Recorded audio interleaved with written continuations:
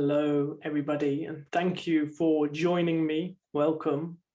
My name is Joseph Sale, and today I will be reading a short extract from my upcoming book, Virtue's End. I hope you enjoy it. Canto 1, Into the Dragon's Mouth.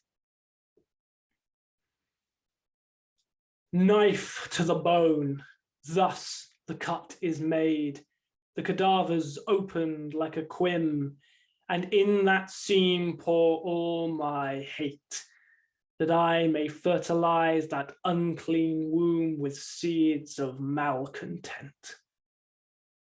Richly imbue that deadened flesh with grief, flood it with fear, and plant my jealousy like a fungal weed that it may grow and bloom within the dead. This, my right, my rule, my practice unconditional of law that supersedes all divine will and spites to shame the universe's thrall. I am my master, magic my reed, my rod the unbowed majesty of mind that quickens tumorous to shadows dance. I see that which the labyrinth path conceals and show that which others fear to reveal. I am a cloak and dagger also, wending a crooked way through corridors of unseen light that spell the alphabet of gods.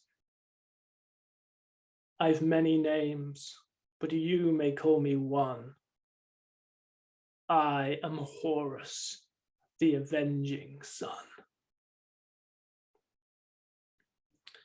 The blood flowed cold through hollowed veins. The work was nearly done. Demons are born from human grief, conceived from sex with death, where everything that could be has been robbed, and everything that isn't strives to become. The corpse groaned, mother-like, and there the shadows made, like my own fell featureless lover, an eyeless gimp shedding rags of skin, laughing a cankered laugh, beholding his new kin. I am Melmoth, said the shade, the one who walks invisible and sees with more than mortal sight the tragedy of human scum, you primates born of shit and earth, where I, once made of light, now darkness visible except when clad in night. I quaked, for never had my rites succeeded thus, to see a living sprite burnt by hell's unholy air, a varlet stooped by gravity of scorching stars, a dog-like thing. You'll serve me, Melmoth. The demon grinned and spat and cursed. I serve the sleepless queen, without a name, whose face is hidden, fisher of the black Euclidean, and so will you in time. When you behold her fatal frame, her beauty strikes you dead, and ever after all seems wrong, amiss, and your inflamed soul can never find release. If you serve her, then why come here? For you, the spirit said, are chosen to perform a task, crude magic user, a paltry bag of tricks, more shade than I. You will defend her kingdom, that place once known as fairyland, now a Thismos, last stronghold of all that means, where secrets live and those that wander are not lost. You speak in riddles of the dead. I know those words, they are not yours. Then hope remains, the demon smiled, for in Thismos you'll find alive those who claim are gone and dust, for nothing dies that she adores. But come, you are unclean, and if you are to stand before her throne, we must wash away your guilt, lest spirit break beneath the weight of eyes which saw your naked God firstborn within the void. He took me through a yellow door, and we arrived in Glastonbury. On Michaelmas, we reached the chalice well, where Joseph of Arimathea had borne the blood of Christ so long ago. There, that ruddy wellspring streamed, with freezing water flesh could hardly bear. You must go on alone, the demon said.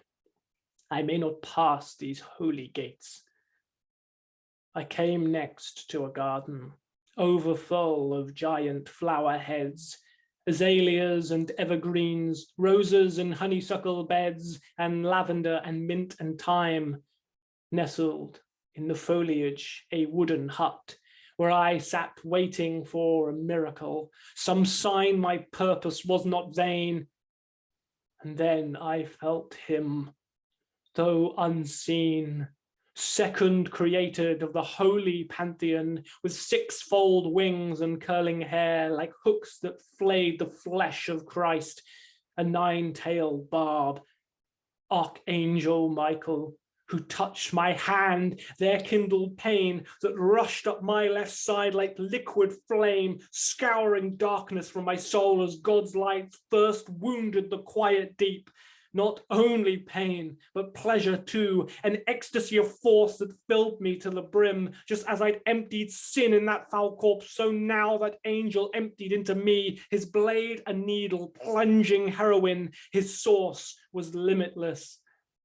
There I broke and wept, while idle tourists gawped at my crude tears and knew nothing that they stood within the span of angels' wings.